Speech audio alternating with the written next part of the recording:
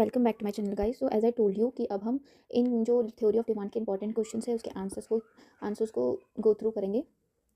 तो हमारा पहला क्वेश्चन था explain the law of demand with the help of diagram and the table.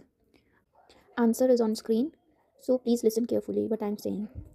So the answer is the law of demand states that other things remaining constant, quantity demanded of a commodity increases with fall in price and decreases when price rises। तो हम law of demand में सारी चीज़ों को constant कर देते हैं, सिर्फ प्राइस को लेकर चलते हैं। और अगर हमारा प्राइस क्या होगा, इंक्रीज होगा, तो हमारी क्वांटिटी डिमांडेड क्या हो जाएगी, कम हो जाएगी। और अगर हमारा प्राइस डिक्रीज होगा तो हमारी क्वांटिटी डिमांडेड क्या हो जाएगी, इंक्रीज हो जाएगी। There is a inverse relationship between price and the quantity demanded. So अगर हम इसको आप टेबल के थ्रू समझें, law of demand explain through demand schedule. तो यहाँ पे क्या दिया है, प्राइसेस दिया एक तरफ दी है क्वांटिटी डिमांडेड। तो जब हमारा प्राइस 10 था तो हम 100 रुपये की क्वांटिटी, 100 यूनिट क्वांटिटी को ले रहे थे। जब हमारा 9 रुपीज़ प्राइस हुआ तो 150 यूनिट्स को हम ले रहे थे। और जब हमारा 8 रुपये हुआ तो हम 200 यूनिट्स को ले रहे थे। तो एज यू सी कि जैसे ही हमारा प्राइस फॉल हो रहा है, हमारी क्वांटिटी क्या हो रही है, इंक्रीज हो जाती है। तो एज अ टेबल, मतलब ये लॉ ऑफ डिमांड जो टेबल के थ्रू हमने एक्सप्लेन कर दिया। फिर अब आती है डायग्राम की बारी। The schedule shows extension of demand in response to the decrease in price of the commodity. जैसे ही प्राइस गिर रहा है, हमारे क्या जो क्वांटिटी डिमांडेड है वो क्या हो रही है, एक्सटेंड हो रही है।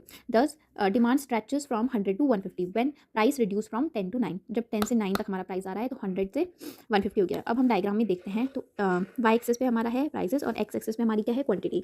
तो पहले हमारी क्वांटिटी थी क्यू और प्राइस हमारा था पी। तो जैसे ही प्राइस गिरा, जैसे ही प्राइस पी से P1 पे आया तो हमारी क्वांटिटी क्या हो गई, इंक्रीज हो गई Q2 Q1। और हमारा one more thing, law of demand बहुत ही छोटा कॉन्सेप्ट है लेकिन इंपॉर्टेंट है। ये आपकी स्टडी में हर टाइम आपको, जब भी आप इकोनॉमिक्स पढ़ोगे या फिर आप अपनी ग्रेजुएशन में जाओगे, पोस्ट ग्रेजुएशन में जाओगे, तो ये लॉ ऑफ डिमांड आपसे पूछा जाएगा। तो आपको ये याद होना चाहिए। और ये हमारे बोर्ड्स में शॉर्ट क्वेश्चंस में ही आएगा, ये ज़्यादा मार्क्स में नहीं आएगा, ये बहुत शॉर्ट क्वेश्चंस में ही आएगा। Thanks for watching. And one more thing, the PDF of the answer was in the description box. Please download from there. Thank you.